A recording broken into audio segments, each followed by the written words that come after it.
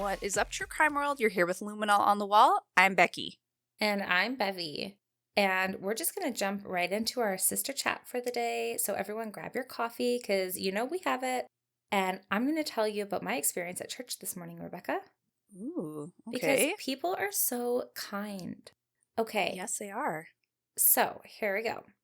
There is this lady in front of me, and I'm by myself. Craig had to work out today because it was his only time. So he didn't come with me, right? So it's kind of nerve-wracking bringing a kid out in Mm-hmm. public because you don't know if they're going to like yell and stuff like that. And as a new mom, it's just like not embarrassing at all, but you just don't want to upset people around you.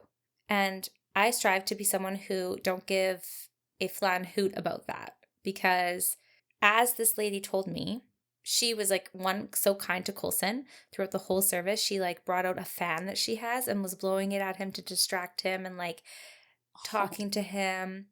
And then at the end, she was like, don't ever apologize for your children. I'm a mama of 3.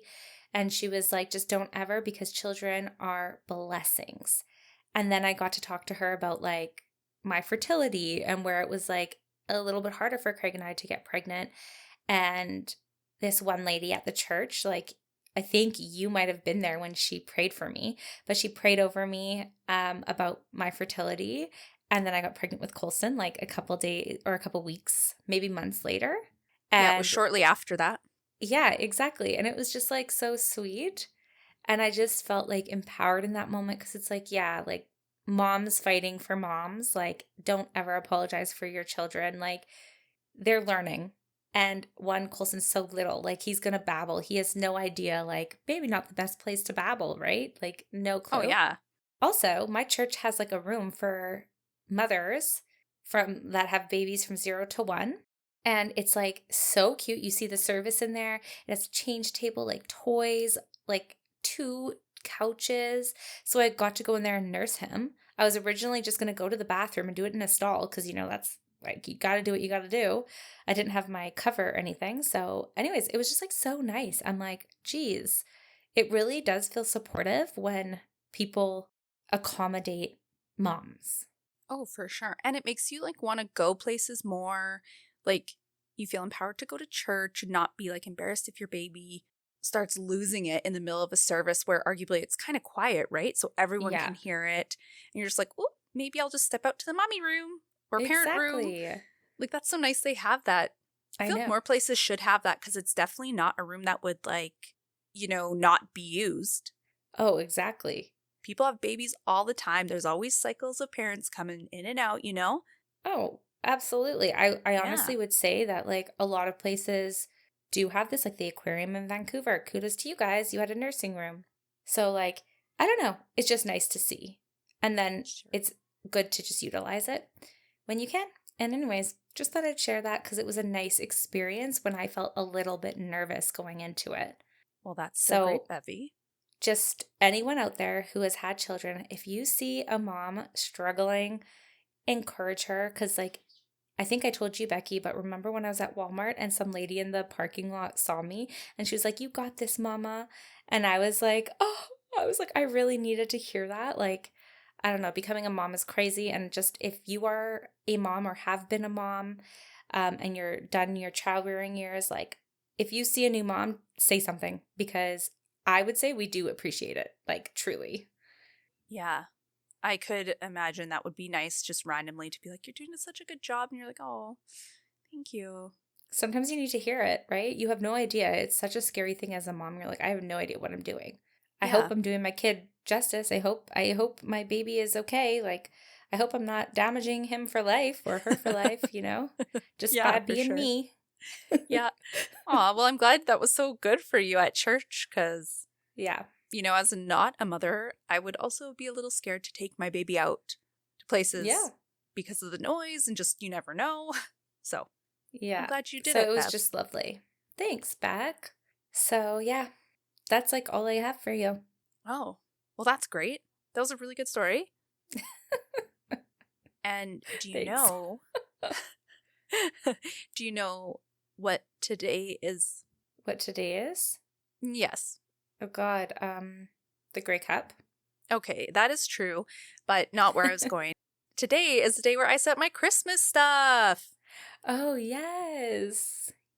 It's not like an important day. It's just, good for me. No, I was like, it's Thank you, because November we know 16th. we love Christmas. Yeah, we do.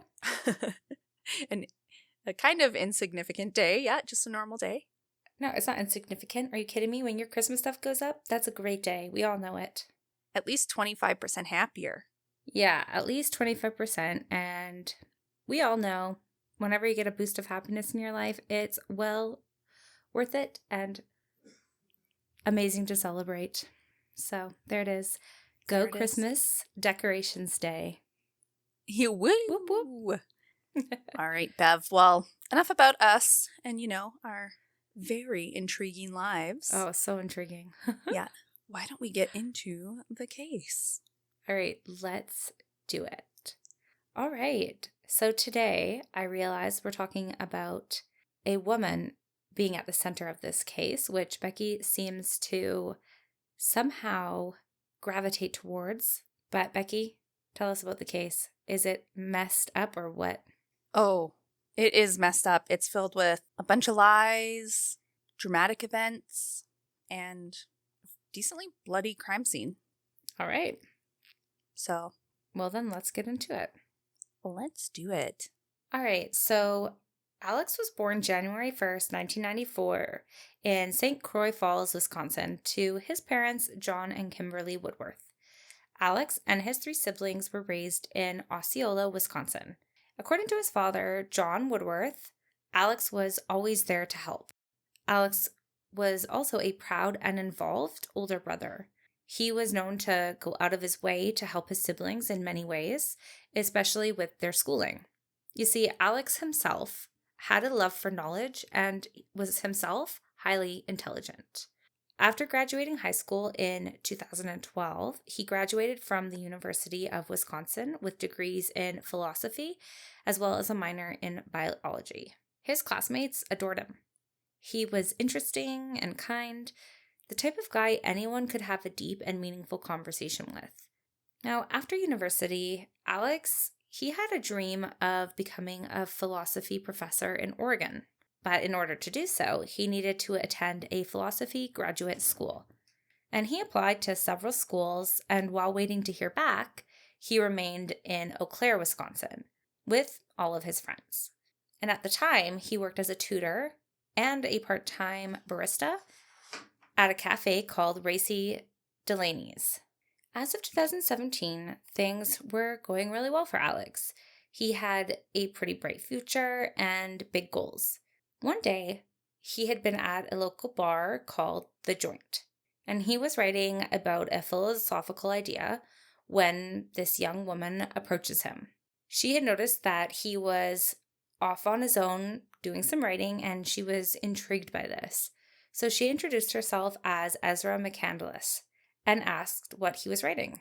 He explained to her his philosophical ideas, which ultimately led to them having a pretty deep conversation. They ended up talking for hours about oh my God. Okay, you Canadian. Sorry. That was ridiculous. Okay. I don't know that I've ever actually heard anything more Canadian than that. Like, Canadians don't even actually say that for the most part. I can't even believe I just did that. That was nuts. Holy. A boot. A boot. Well, anyways, they were talking about a wide variety of things, including their mutual love for spiders, like ew, as well as theoretical concepts. Sorry to anyone who loves spiders, but yeah. I cannot. I like snakes. I think this puts you in that category, Bev, though. I think it totally does. When I went to the Reptile Expo last weekend with Dad and Craig and Joanne, yeah. You were amongst your people. I was around a lot of snakes as well as spiders. So you're right. I'm in the genre. If anyone doesn't know, I do have a corn snake. It's kind of like a beginner snake, but yeah. Anyways, they obviously vibed, had common interests, and similar ways of thinking about the world. So during their conversation, Ezra's then boyfriend, Jason, had come over to introduce himself and just see what was going on. Then left them to continue their conversation that went well into the night, which is kind of interesting, yeah? Because I don't know many men who would see Yeah. their woman talking to another guy like well into the night about deep, meaningful shit and just be like totally cool with it. Well, what's interesting about that, and it doesn't make it so weird, is Jason actually knew Alex from races. Ah, So although he was like going over there to check in, he also already knew him, so it wasn't all that weird. ah. It was more like the length of the conversation, I think. Like, oh my Yeah. God, they're going That's on. what is weird. Like Yeah. I'm not like, "Oh my God, you can't talk to the opposite sex or anything." That's not what I believe, by the way. Yeah. But yeah, I mean, it just seems a little bit, I don't know. Clearly, he's very trusting. Yeah, he's very trusting.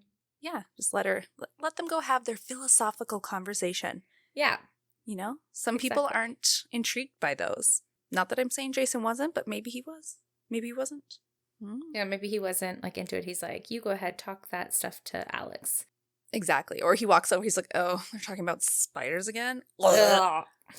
Let's walk away. Yeah. So, anyways, all this conversation did was really lead to a budding friendship. So, I guess that's pretty good. So, now that we've talked a little bit about Alex and you guys know what he's all about and that he's basically an awesome person, let's talk about Ezra a little bit. So, she was born as Monica Kay on October 6th, 1997, in Stanley, Wisconsin. She was raised by her teenage mother, Rosalina, who was only 14 years old when she had her. Her father was sadly out of the picture. However, Rosalina eventually did marry Joshane Carlin, and he ended up adopting Ezra, whose name was then changed to Monica Carlin. Rosalina and her husband then had a son together, but their relationship was actually pretty toxic. And when Ezra was 12, they got divorced and it was pretty messy. Rosalina and Joshane ended up splitting the custody of their son, and Ezra stayed with her mom. A little while after that, Rosalina started dating a man named David Gunnarsson. He moved in with them, then they got married, and they ended up having a daughter together. So clearly there was a lot of change in Ezra's early life and lots of ups and downs. But from a young age, Ezra displayed an artistic, free-spirited personality, and she utilized her love for the arts as an escape for her reality. She loved to draw, paint, and was passionate about photography. In high school, Ezra was known as a unique individual. She was quirky, she liked to be different and stand out, she had a white car, and she painted her own drawings and doodles all over it. It was uniquely perfect. In high school, Ezra also began exploring her gender identity. At the time, she took on a more masculine identity. And throughout her exploration of this, she eventually decided that she wished to go by her she/her pronouns. After high school in 2015, Ezra attended college in Marionette, Wisconsin to study art. But she eventually dropped out during her first year and moved back to Stanley to live with her mom. This same year is when she decided she wanted to change her name to Ezra McCandless. Now, she chose Ezra because she had seen it in a book and liked it and felt compelled to use it. Her last name was inspired by Christopher McCandless of Into the Wild. In the 90s, he had traveled across North America with just a few essential items, meeting people and living off the land as he went. He eventually died in Alaska from starvation, and she felt a deep connection to him and loved his philosophies and his view on nature and the world. And so, as an homage to Chris, she changed her last name to McCandless and legally was Ezra McCandless, which, as we know, is how she introduced herself to Alex. Now, after leaving university, Ezra hadn't found a steady path or a sense of direction for her future. With no job, Ezra had a lot of free time, and she often hung out in Eau Claire. When Ezra was 19, she met a 34-year-old Army reservist named Jason Mangel outside of Racy Delaney's. That evening, Jason had stopped at the coffee shop because he had a flat tire. And as you had said, Becky, he was friends with Alex Woodworth, who happened to be working. Alex set him up with a coffee, and Jason waited outside. Ezra just happened to be sitting on one of the benches there, and they began talking. They then began chatting through Instagram, and just 2 weeks later, they were actually dating. That's a huge age gap. Yeah. Like, for anyone, like the young person in the relationship, that's, as you always say, a huge power dynamic. Totally. Like to be, isn't that 15 Sometimes. years? Sometimes. 15 years though, right? That's a big difference. Yes. Interesting, Becky. Yeah. Well, this relationship actually moved pretty fast. And it wasn't long before both of them were saying, I love you to each other and referring to each other as husband and wife. Ezra felt comfortable enough with Jason to confide in him about her living situation and told him that living at home with her mom was pretty toxic. So eventually, Jason told her that she could come and crash with him and his roommate, saying that she could chip in what she could until she found a job. But after only a few months, their relationship hit a hurdle, as most do, Becky. Yes. But with this one, it was a little bit different and a pretty significant hurdle because Ezra found out she was pregnant. And Jason ultimately gave her the choice of what she wanted to do, and she decided that she wished to terminate the pregnancy. After this incident, the couple seemed to struggle. Jason started sleeping on the couch, and they became very distant.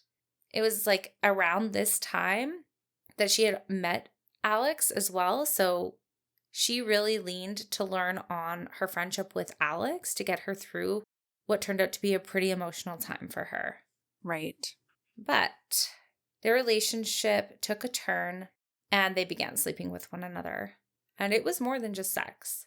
Alex really started falling in love with her. His journals revealed that he imagined a future and possibly marriage with Ezra. So obviously you can see how this is going to get messy. Yes, she's sleeping with her boyfriend's friend. Yeah. Which honestly, like, can we just say, like, when they started having that deep, meaningful conversation and it's like, yeah, just leave it. Like, any two people who can have and hold conversations like well into the night, like, I don't know. For me, this is why I don't agree with this type of behavior when you're in a relationship, because I just think you're playing with fire.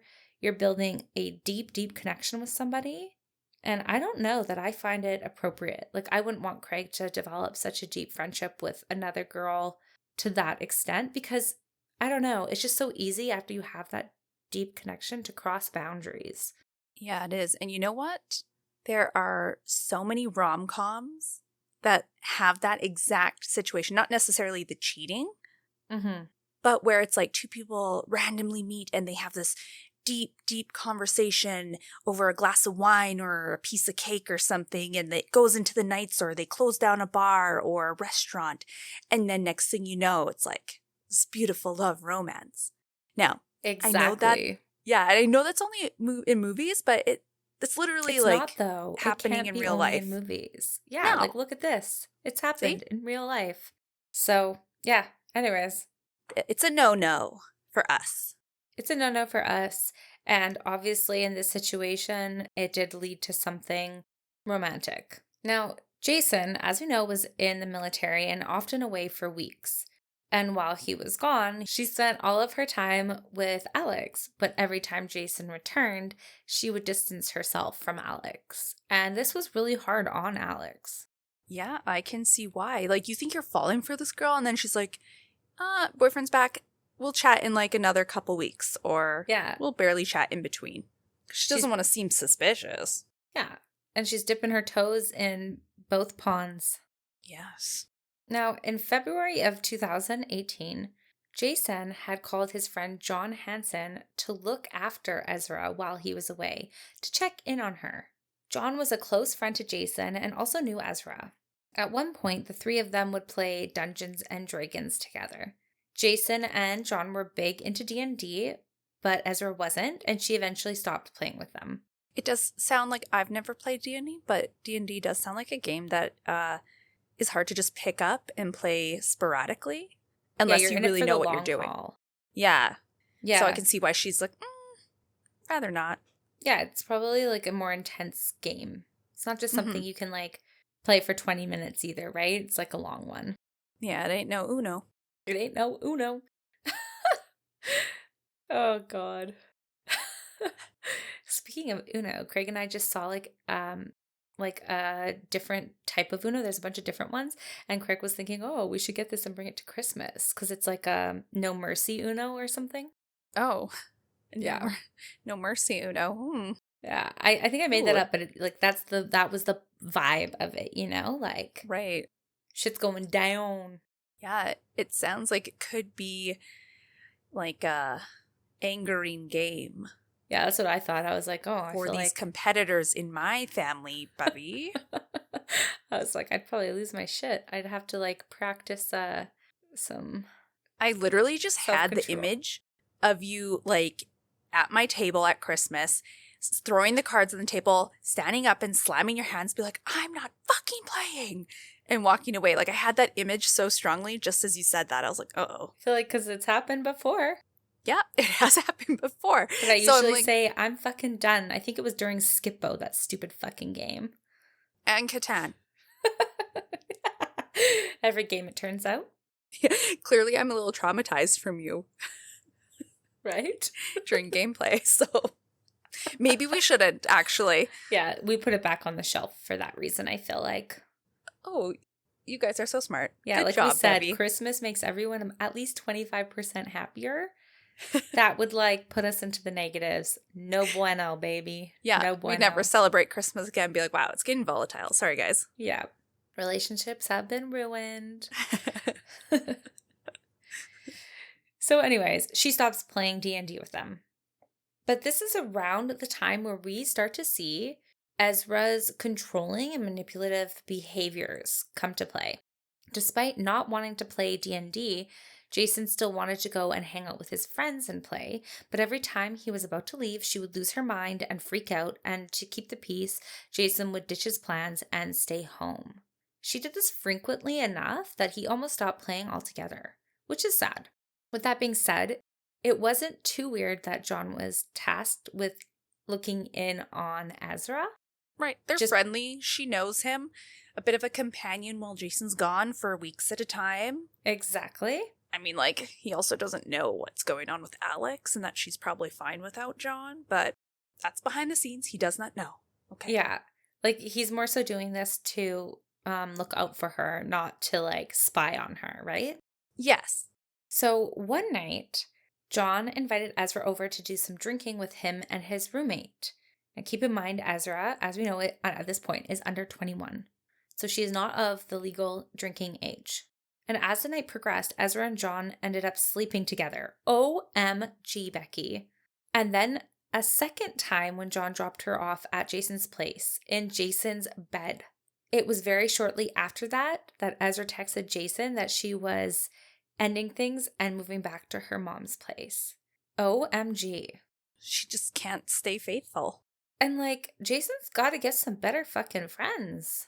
I know. It's two of two that we know. That is awful. It is awful. So, anyways, she does end things with Jason. She's like, this is too much. And when living at her mom's, things did not go well. And Ezra, just as before, had messaged Jason about it. You know, she already talked to him about the toxic situation at her mom's. So I guess he was a place of comfort for her. Sure. At that point, Jason's roommate had put his foot down that she was not allowed to move back. So Jason rented a hotel room for them both to stay at. And that evening, he decided to go through Ezra's phone and found messages between her and John talking about their sexual escapades and that they wanted to do it some more. Obviously, this angered Jason. They began fighting about it. And in this argument, Ezra blurted out that John had actually sexually assaulted her. Jason was understandably mortified by this claim. Oh, yeah, no doubt. You imagine the shift of emotion in that, though? Oh, yeah, that's what I was... Well, see, and that's the problem in all of this. Could it be true that he sexually assaulted her?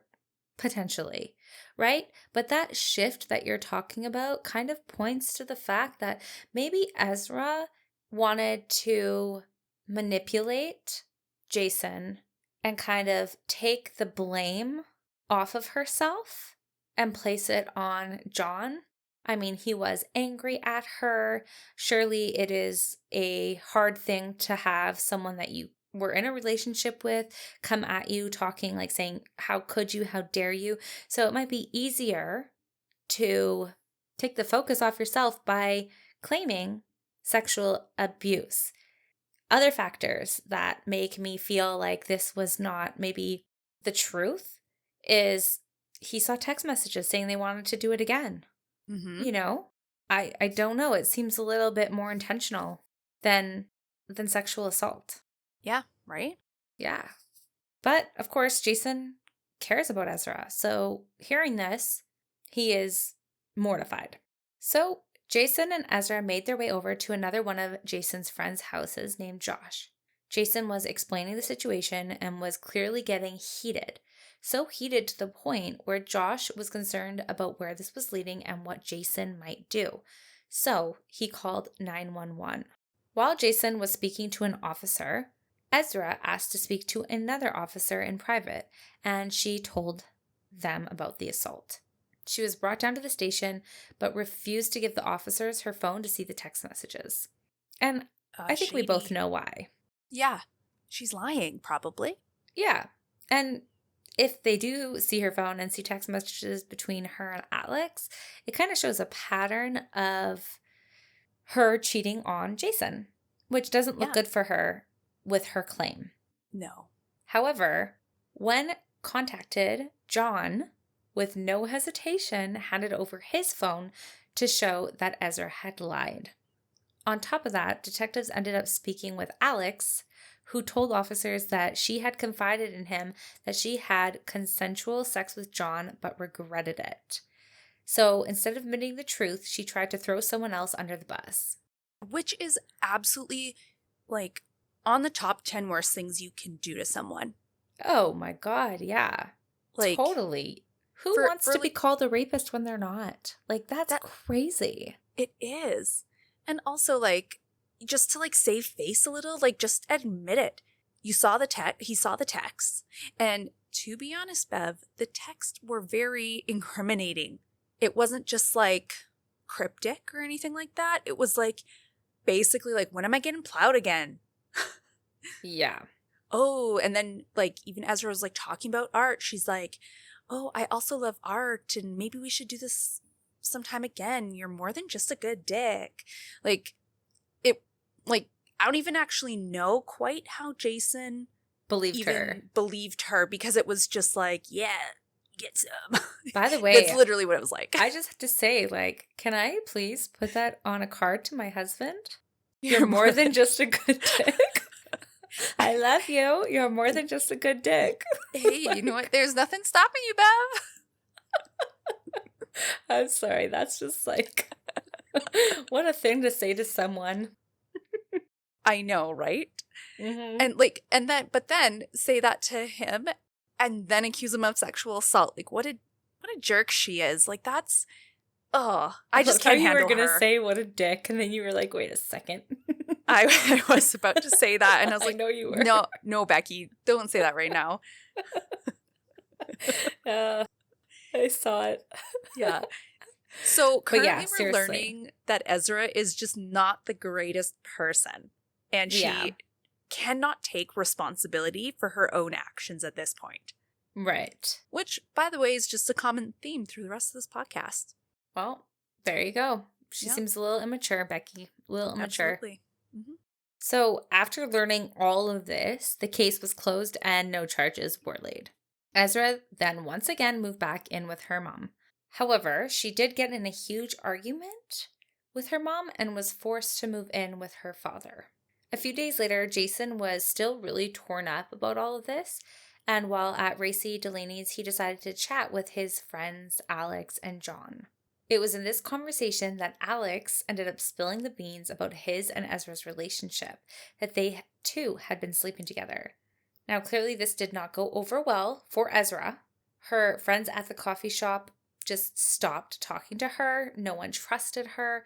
And men were scared that they might be the victim of her next lie. No Yeah. kidding. Right? And apparently in this like shop, it was like, I don't know, like a little hipster shop and everyone kind of hung out there. It was quite like the community. So to lose those friendships was probably pretty hard for Ezra. Yeah. Not that I kind of blame them, but it also must have been hard for her because she lost her boyfriends, her little side piece. Her friends and her hangout spot, and as you said, community. Which, Yeah. yes, of course, that would be a tough break. Mm-hmm. Consequences of your actions, but tough nonetheless. Yeah. It was kind of sad too because someone wrote in one of the men's bathroom stalls, "Fuck me," with Ezra's phone number. So she kind of has Ooh. a reputation now. Yeah. And what is crazy about all this is that after all the torment that Ezra had put Jason through, they were still talking, Becky. No. Yeah. I don't get that. I know you have think feelings for it's someone, so to make like a clean break, I could understand that that would be hard, but I don't know if I broke up with someone because they were boning two of my friends, I wouldn't talk to them again. Be like, you are the worst. I will never trust you ever again. You know? absolutely. That being said, relationships that you feel very like it's just hard sometimes. Relationships are messy, right? Sometimes you accept Yeah, they are. less than you deserve. And I feel like that's the case right here. Mm-hmm. For sure. So at least she has Jason. I I don't know. Sure. Sure. And not long after this incident, even though her personal life was in shambles, Ezra's professional life was finally progressing and she got a job with the Stanley School District. So now I feel like I've gotten all of you guys pretty well up to date with where all the people who are involved in this case are at and what they're doing with their lives and kind of the relationships. So we're going to get into the nitty gritty and start talking about the night in question. So on March 22nd, 2018, Jason had been hanging out at Racy Delaney's with his buddy Max when around 1 p.m. in walks Ezra. He was unaware that she was going to be in Eau Claire that day, which was weird because they had just spoken on the phone that morning. And the previous day, they had both shared 600 text messages. Ezra had been begging Jason to take her back and basically was pleading for reconciliation. And not once had she mentioned being in town. Also, 600 texts. Like, oh my God. That's a lot. I don't know that my whole month of texting ever has accumulated to 600 messages. I have trouble texting anyone back, so I have no idea. I mean, I was probably more active on the texting at like 19, 20, but still, it is a lot. Yeah. Seems like an all-day conversation. Yeah, Which I guess if you're absolutely. pretty desperate for your ex-boyfriend to take you back, maybe that's easy. I don't know. Who knows? So either way, that's what they were texting about, but again, she did not mention she was in town. So when she walks in to Racy Delaney's, Jason notices that she just doesn't seem like herself. He noticed that she seemed agitated and pretty fired up. She explained she was looking for Alex and wanted to return a hot pad and a bookmark. Yes, While very- talking, she mentioned to Max that she had a painting for him. She asked if he still wanted to do an art swap, which he did. Ezra then drove him to his house. They swapped art and she drove him back to Racy's. During the drive, she told Max she was in town because she was delivering letters she had written in therapy to people. Ezra then went on her way looking for Alex. Jason, on the other hand, for some reason had a weird feeling, so he ended up riding his bike to Alex's to check on him. When he got there, he noticed Ezra's 2003 Chevy Impala sitting outside. It was still running with the driver's side door open. And I'm not sure why, but instead of checking in, Jason just paced outside for 45 minutes. The neighbors nearby found it odd and called the police. Yeah, they're probably like, who is this psycho hanging And just out outside pacing and back pacing? and forth. Yeah. Now, if I put myself in Jason's shoes, I mean, he's probably a little triggered that like she is at Alex's house Yeah. because of their sexual relationship and the betrayal that, he has felt. So he's probably like fuming, just Oh, waiting yeah. for her to come out. Especially considering the day before, she was like begging him to take her back. And he's probably like, what the fuck is she doing there? Like, what game is this stupid girl playing? Exactly. Yeah. Absolutely. So I get it. But to people who don't know the sitch, creepy. Creepy as hell. So before the police arrived, Jason heard Ezra say, "He can help you." So he ran inside and upstairs to Alex's room. He found Ezra and Alex sitting there being weird. It didn't seem like they were fighting or anything, but Jason still couldn't shake this weird and concerning feeling. He suggested to the two that they go talk in public, and they agreed, and they all began to head out. But they were met by the police. One officer spoke with Jason and one with Alex and Ezra. Jason couldn't really explain his concern because it was just a feeling he had. So the officers had no reason to do anything other than let them all go on their merry way. Jason rode off on his bike, and Alex and Ezra got in her car and drove away. Later that day, around 4:15 p.m., 73-year-old dairy farmer Don Sipple was getting ready to eat dinner when his doorbell rang 6 or 7 times. When he answered the door, he saw Ezra standing there. She was barefoot, covered in mud, her clothes were torn, and she had blood around her mouth. She told Don she had been attacked by a man in the woods. Sipple immediately called 911.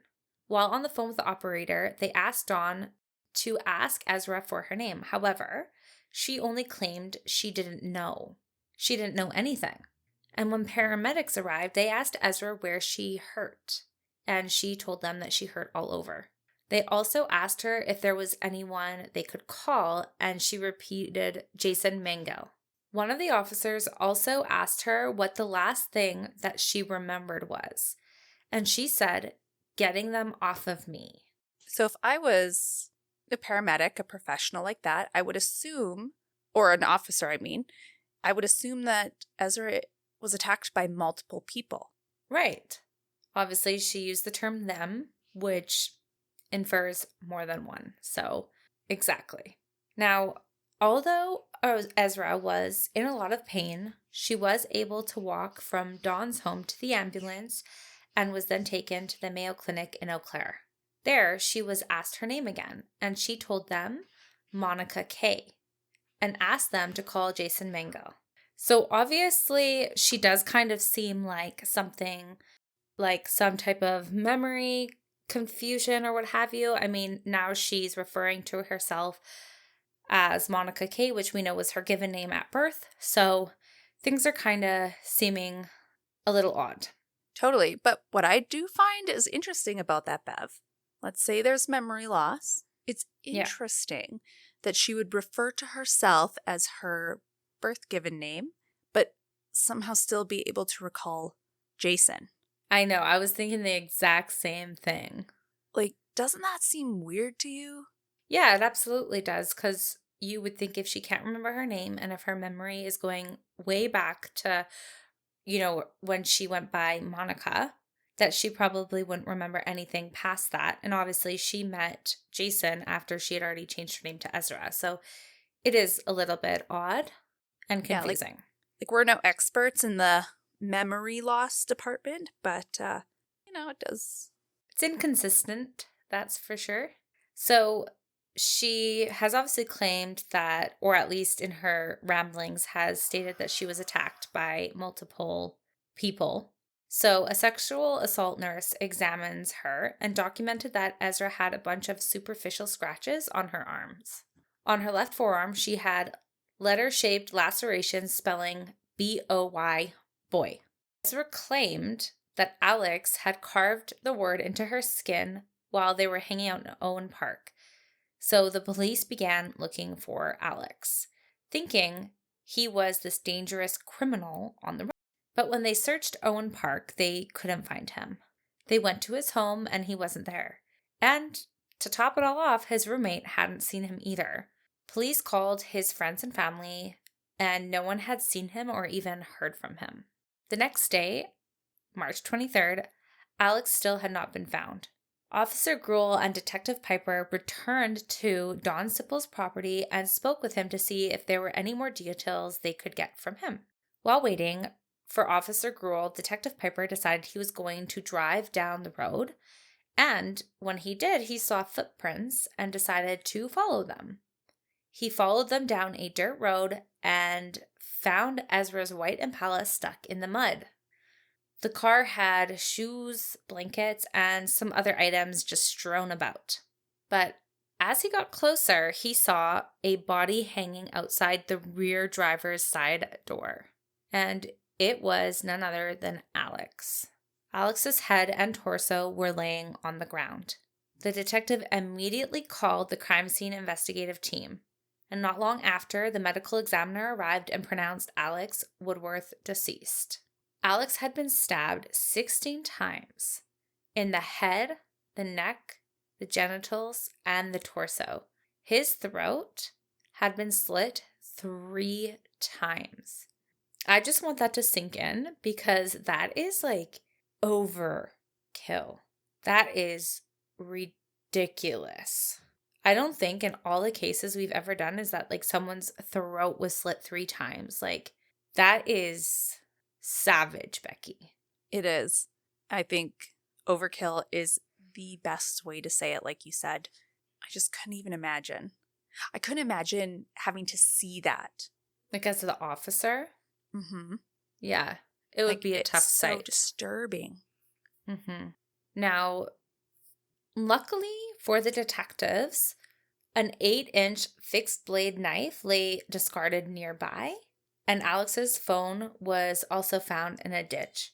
Obviously, these crucial pieces of evidence to be at the crime scene is a lucky break. Not often does that occur. No, it doesn't, does it? So at that point, detectives now need to speak with Ezra to find out what really happened. It was pretty clear that Alex was not the aggressor here. The detectives who had initially worked Ezra's false sexual assault case were tasked with going to speak with her. And she told detectives about the events of the day, that she saw Jason and Max. She told them about the artwork and speaking with the cops at Alex's house. And after that, she said she and Alex drove off. Their plan was to go to a nearby park, but they ended up just driving around. She explained that at some point she got too anxious to drive, so Alex took over. She had no idea where he took them. She said she recalled getting out of her car, walking around the woods, and, I quote, ending up at that old man's house. The detective then asked her if there was any significance to the word boy scratched into her arm. And she explained that Alex would often call her boy or other male pronouns to make fun of her previous gender exploration. Now, I just have to be clear, just based on how Alex was spoken about by his family and just what we've heard of him so far, this doesn't really sound like something he would do. No, for sure. So we have no really way to verify this, but yeah, it seems out of character for him. He does seem like a genuine nice guy. Yeah. Ezra then went on to say that as Alex sat in the driver's seat, he went into the center console and pulled out a weapon called a tiger claw, which is basically just a sharp instrument worn to give the appearance of cat claws. He then grabbed her by the arm and carved the word into her arm. But as the detective thought about what she was saying, he felt that it didn't quite make sense, considering that the word was written on her arm in a way that she could read it. That means that Alex would have had to etch this word upside down and backwards from where he was sitting so it would be legible to Ezra. And to think that he did this with his right hand seems like it would have been too awkward in a car. Also, it looked like a single blade did this, not a claw-like tool. Yeah. Like, we've all been scratched by a cat before, Bev. Oh, God, yeah. You know, it's never just like one tiny claw, like, eh.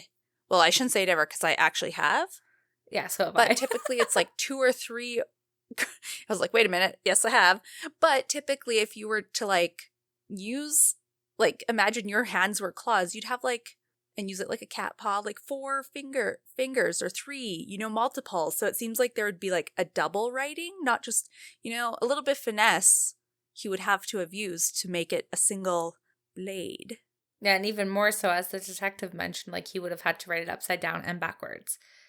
But also, like, we're all kind of thinking it. We know we know that there was a knife on the scene. It would seem more likely that that is something that could have been used to etch that word out or those letters out, right? Yes. Okay. So now we've raised some suspicions about the tool that was used to etch this and also to Ezra's story here. So I'm going to move on and tell you a little bit more about what Ezra was telling this detective. So she told the detective that she was throwing up when she got to the hospital, and that despite the paramedics giving her anti-nausea meds on the way to the hospital, she was still vomiting when she arrived. She also said she had peed her pants, but when her pants were tested, there was no urine. So it's just like lie after lie. Yeah, exactly. Now, during their discussion, the detective eventually decides to break the news to her that they found Alex in her car. And they asked her what she really remembered. She said she remembered being really scared and in a lot of pain. The detective told her that he thought she knew exactly what had happened. So he asked, "What happened to Alex?" And she says, "I got him off of me." She claimed he grabbed her, put her in the back seat, kept grabbing her, then started cutting off her pants. She said she didn't know what to do and that it was scary. Then he cut her shirt. She said she went to stop him and grabbed the blade with her hand. She cut her hand, got the knife away from him, and tried to get out of the car. Then she started to defend herself, and then it got dark. She said she started cutting him anywhere and everywhere, but Alex didn't back down. After that, he left the car and was laying there. Then she blanked and she came to again and it was dark out. Then she made her way to Dawn's home. So with a little bit of pressure, she all of a sudden remembers the events of that night. Just a little bit of pressure. And ultimately, she tried to make herself look like she was the victim and explain her injuries away, but the detective just didn't believe her. Her story wasn't plausible, and her injuries just didn't make sense based on her events of that night. And honestly, Becky, if she was truly just defending herself and cutting him anywhere and everywhere, I just don't think that the injuries to Alex would have been so focused, Or so brutal. Yeah. Like, I think he would have had defensive scratches with the knife, like on his arms, like, maybe on his chest, like in a frantic, like, attempt to defend herself. I just don't think that the injuries would have been like stabbing someone in the genitals or slashing their neck multiple times. Like, that just doesn't seem like self-defense to me. 100%. Also, what's interesting is as I was doing research for this case, Bevy, her injuries are so superficial. Mm-hmm. To put it in perspective, the one that really got me, where I'm like, you're lying, girl, like you have to be, is like imagine you're in this situation. You go to grab a super sharp knife from your attacker. Mm-hmm. Oh, you'd have such a deep wound, right? Yeah, like your tendons could be cut. Yeah. And I kid you not, every single scrape, and I say scrape, that was on her was so superficial. It literally looked like, I don't know, someone just like did some paper cuts, like deep paper cuts, but like paper cuts. They were so minor compared to if you were like grabbing a knife from your attacker and kind of battling it out of his hands. Like, the fuck, Ezra? Like, yeah. Which leads me to believe she just was like, zing, oh, a little cut here. No, she let's self-inflicted all of it. Yeah. Like, I don't know. And then honestly, like the letters she carved into her, I say she carved in, like obviously you know how I think about the situation, but the letters that were carved into her arm, it almost seems as though she's trying to create a motive for Alex to have harmed her. Yeah. Like, I just didn't like you. I'm making fun of you. I'm a terrible person. I did this to mock you. And that's why all of a sudden I was able to kill you because you were making fun of me. You were harming me. You did these terrible things to me. So therefore, I self-defended myself, but I defended myself and therefore killed you. Like, she's doing it all to create this narrative to justify her actions. Yeah. And that is just wild to me. Yeah, it's just wild. Like, it's so unbelievable, right? Yeah. Sometimes we kind of make fun of criminals because I don't know what, like, looking at her injuries, you look at it and her story and you're like, could you not have done a better job at least to try and make this more logical? Like, Right? it seems like absolutely so stupid. And like, I don't know, it's kind of not laugh worthy because Alex died, but laugh worthy that it was just like such a terrible way for her to explain it away. It's like Yeah. so bad it's laughable. Yeah. Yeah. Totally. So, obviously, with everything that occurred, she looks really guilty, and her story is not holding up to the eyes of the detectives that were investigating this case. And just 2 weeks after they found Alex, Ezra was arrested for first-degree intentional homicide. At her bond hearing, the state requested Ezra receive a $750,000 bond. The judge didn't quite agree, but gave her a $250,000 bond instead, which is still pretty hefty. And it wasn't paid, so she did remain in jail while awaiting for her trial. Now, obviously, with Ezra in jail, the investigators on this case have to start building a case against her. And that begins with the autopsy. So after reviewing the autopsy, it became clear that Ezra's series of events was highly, highly unlikely because Alex didn't even have defensive wounds on his hands or arms.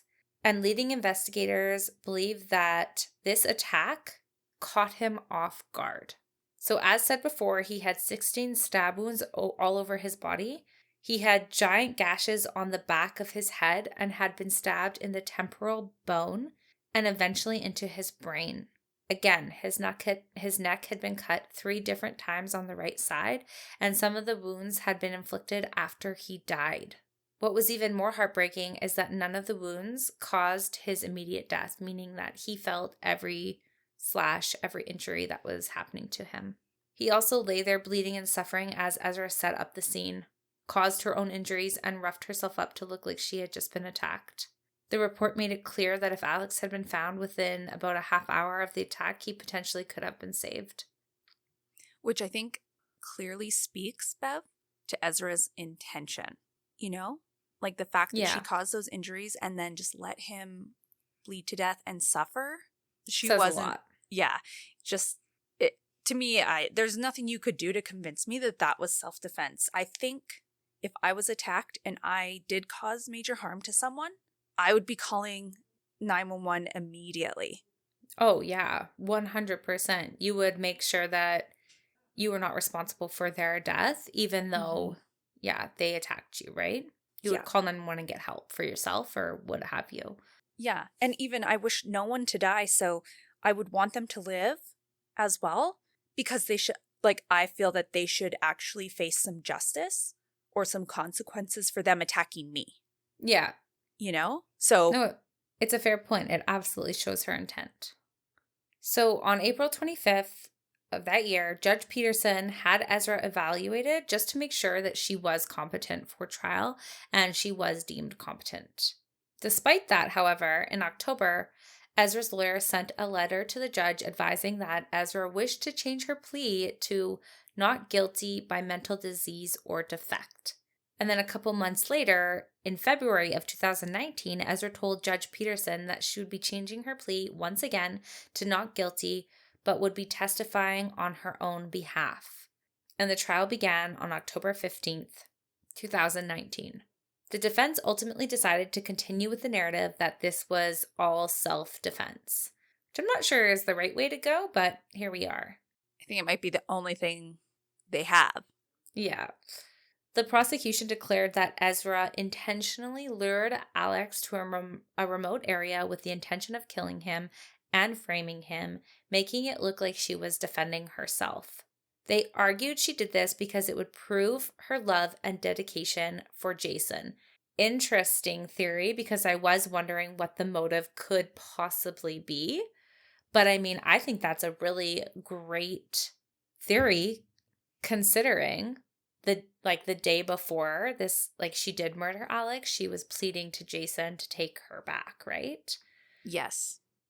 One thing to point out is that throughout all the evidence and testimony, it was clear that although Ezra was doing this to get Jason back, he had no involvement in this plan and had no idea that Ezra was going to do this. He was only guilty of having a strong intuition that something was not right, and he did what he could at the time. You know what? And I say, I know the end result was still really crappy, but like kudos to Jason for following that instinct. Like he knew something was so off with Ezra and he was concerned. And so, Yep. He went there. I bet when he was pacing, he's like, oh, should I go in? Should I do something? Like he's probably like debating what his next course of action was, And then even the police showed up like almost as if it was divine at that moment, divine intervention. Sadly, it was. Maybe at the time it was, but unfortunately the outcome was still terrible. But like, man, what an intuition on Jason's end, hey? Yeah. Wild. Now, when Ezra took the stand, it was pretty weird. She spoke with confidence. She wasn't fidgety, didn't fumble her words. She was smiling and giggled a few times as she was being questioned, which is an odd demeanor when talking about a murder or, in her case, an assault. Mm-hmm. She didn't look like she was lying. There was, however, a huge disconnect between how she appeared giving her testimony and what she was saying. Her series of events just didn't sound logical, especially after seeing the crime scene and evidence. On the stand, she told everyone that after aimlessly driving for a while, she got anxious, that Alex took over driving. She had no idea where he was taking her. They parked, got the car stuck in the mud, and she tried to get it out, but Alex wasn't helping. She said she got overwhelmed and walked a couple of feet and sat on a hitched trailer thing and tried to just breathe. Alex then had apparently approached her and told her, you just need to lay down and take a nap. And then she apparently agreed. So she walked back to the car and laid in the back seat. She claimed that Alex followed. So as she lay there, she eventually realized Alex was cutting her clothes off with a knife, that she felt scared that he was going to kill her, and claimed that he began pricking her with the knife. She then stated that she kneed him in the groin and he dropped the knife and then she picked it up. And that is when the struggle began. Her series of events that followed were confusing, but she did say she somehow got the knife away and began defending herself, that they were in the car, then out of the car, then back in, and then in complete shock, she took off with Alex's phone. She explained she ended up falling, damaging and dropping the phone along the road where Alex was found. So, number one, her story has changed completely from when she told the detective what happened. That's number one. And number two, we just know it's bullshit. Because as we know, she had taken the time to cut up her own arms, carving the word boy into her forearm, and that she intentionally damaged the phone so Alex just couldn't call for help. And number three, Bev, the state actually brought a witness in that said they had actually passed Ezra's car, which was very unique and like undisputed it was her car, who had actually driven along the road and saw Ezra driving. And it was near the crime scene. So even the fact that she said she was so anxious and Alex took over driving was also a lie. Yeah, so she literally took him out to the middle of these woods to murder him. Yes. Wow. Now, as we know, when someone's on the stand, the defense or the lawyers are going to try and poke holes in the story and try to get the person testifying to express guilt of some sort or inconsistencies in their stories. And that's exactly what they tried to do when she was on the stand. So during her testimony, Ezra was asked why there had been knives found in her trunk. And she said that from all the moving she had done, they basically accumulated in there and that she just hadn't taken them out yet. Which is a pretty lame excuse as to why there's like a bunch of weapons in your vehicle when you decided to murder somebody. Yes. So again, that just kind of points to her intention for that day. Mm-hmm. Later in the trial, Ezra's father testified that after Ezra had left on March 22nd, he noticed one of his knives was missing, and that knife happened to be the murder weapon. So to the court, it became pretty obvious after all the testimony that Ezra had taken the knife with clear intent. Now, Jason also testified, and he was a really good witness, but what was most notable was Ezra's behavior and demeanor when she saw him. So as soon as she saw Jason in court, she perked right up. She was smiling at him, basically ogling him.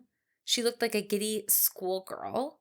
And what is even more sickening is that as Jason was on the stand, Ezra had been wearing this light pink blazer, and underneath she was wearing this green cardigan that Jason had apparently bought for her. And as he was talking, she pulled her pink blazer back to reveal the green cardigan. She even cleaned her glasses with it. And I can only assume it was to show Jason that she was thinking of him.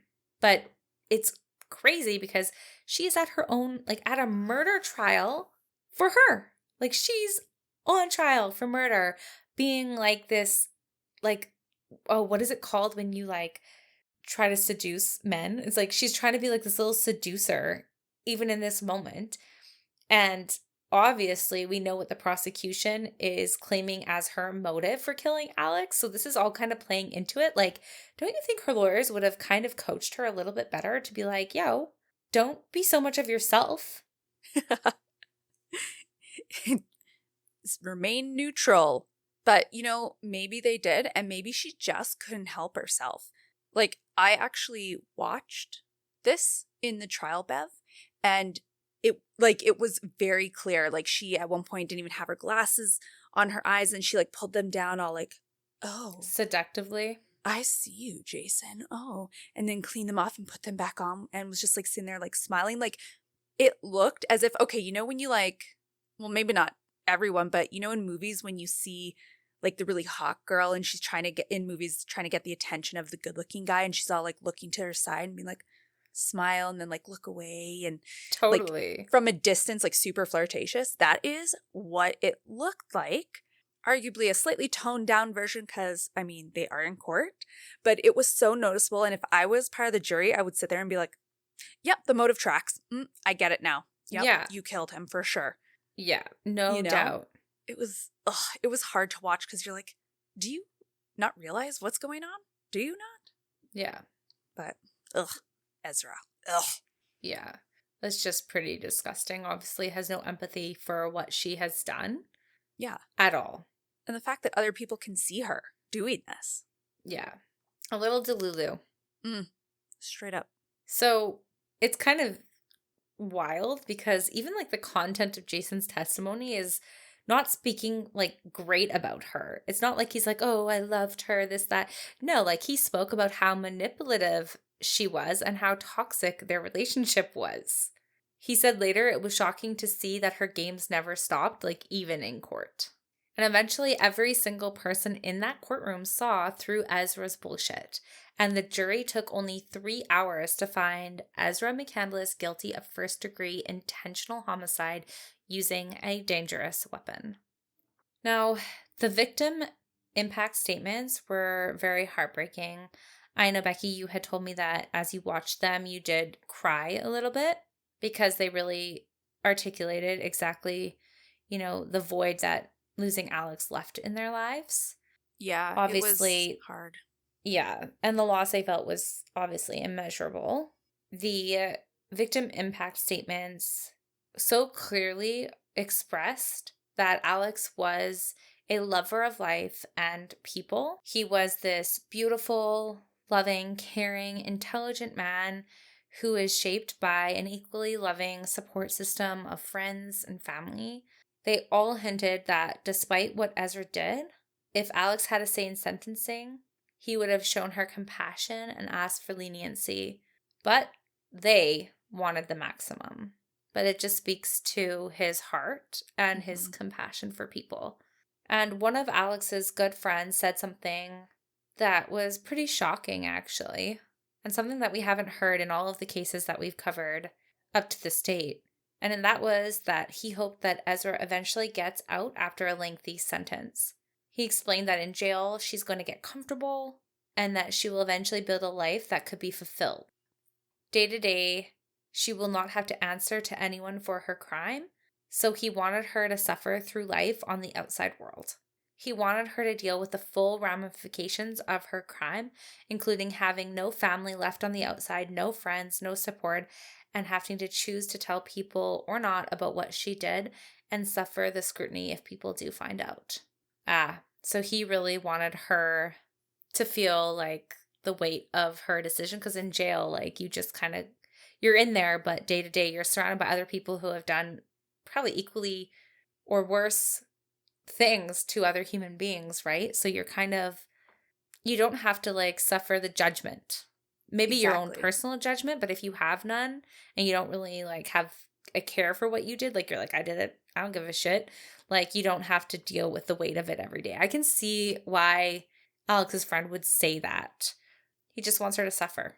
Yeah, he wants her current life taken away from her, and then by the time she may be eventually released from prison, he also wants her to continue to suffer, Yeah, which is I an interesting way get. to think about it, because I could imagine as a criminal who specifically like did like a murder, rape, like all these horrible things, when other people find out what you did and how terrible you are as a person, Mm-hmm. that would be tough to show your face anywhere.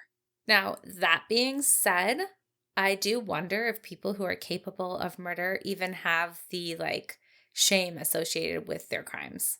Because maybe not.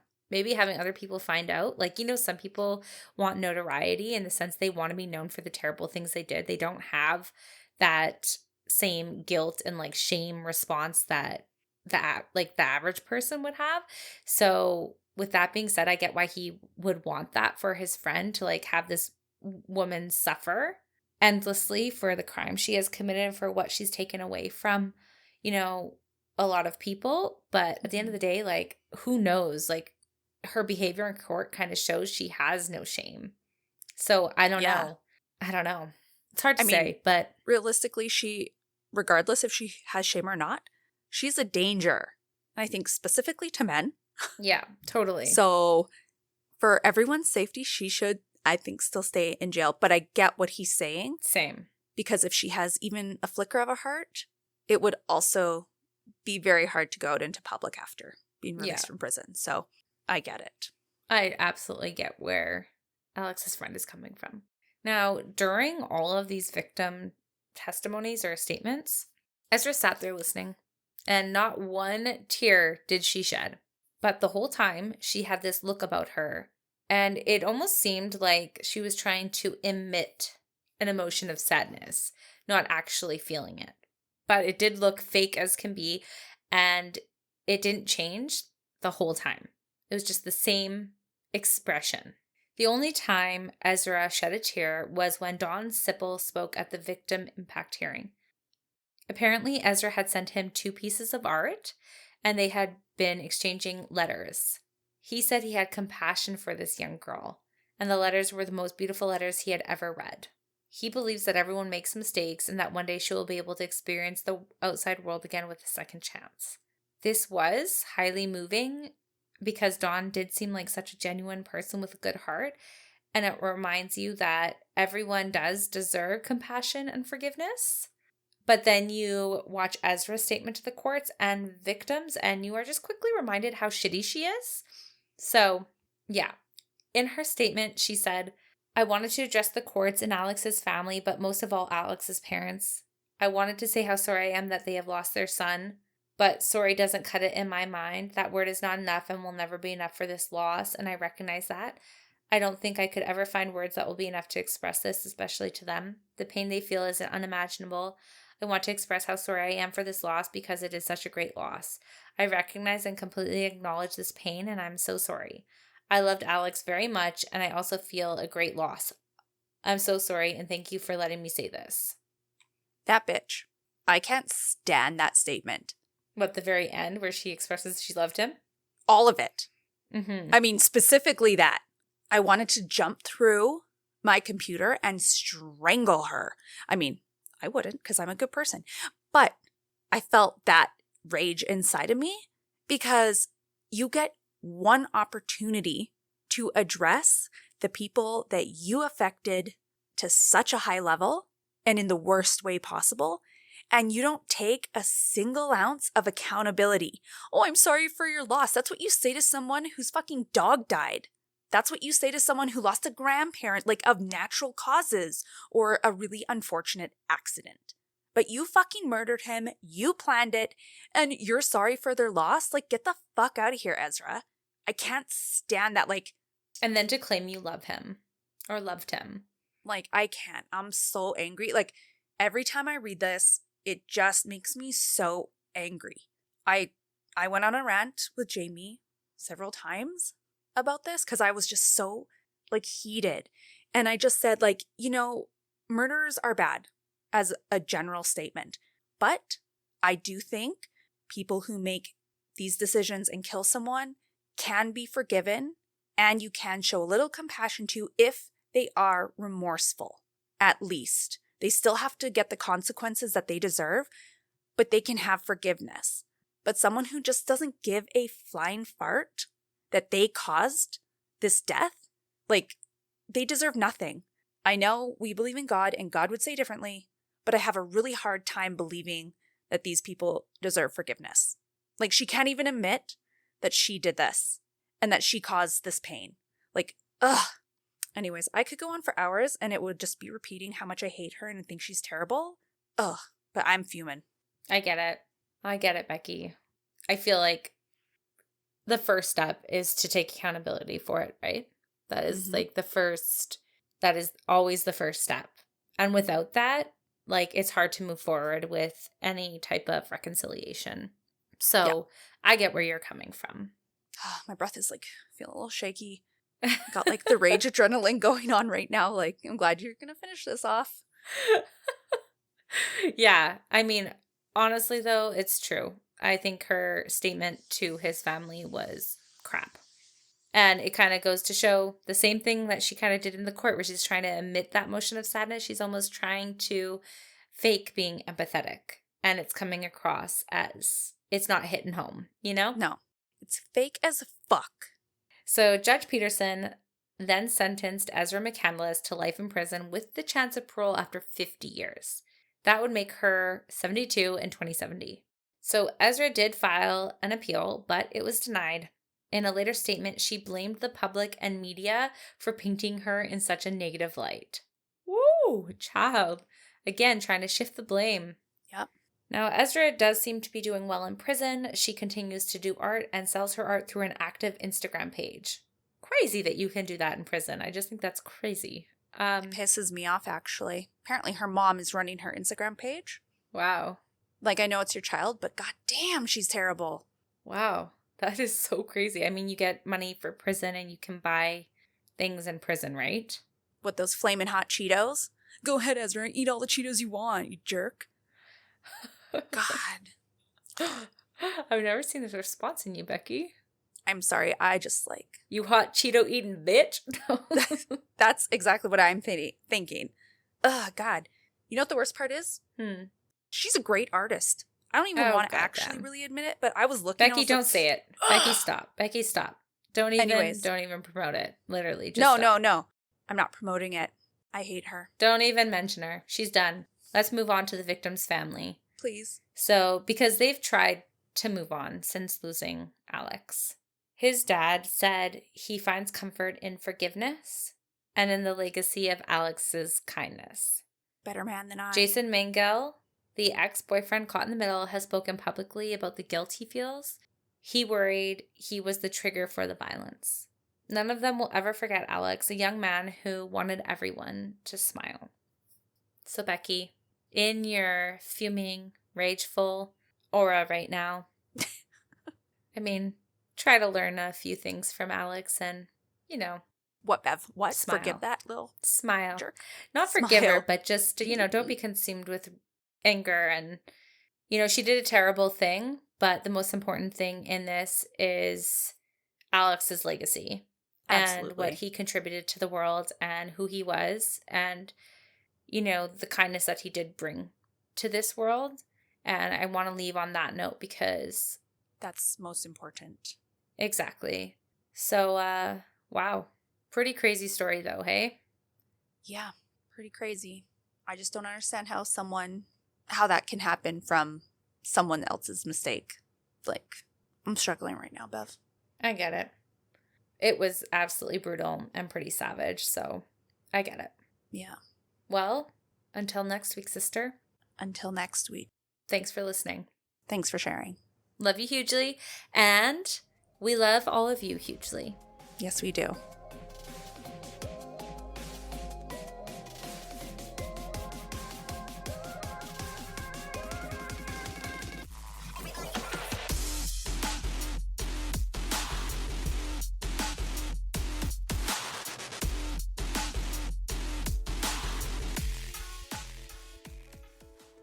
And just your weekly reminder to download our weekly episodes, follow us on Spotify or Apple Music or whatever streaming platform you listen to us on, and give us a follow on our social medias. You can find us at Luminol on the Wall. Can't wait till next week.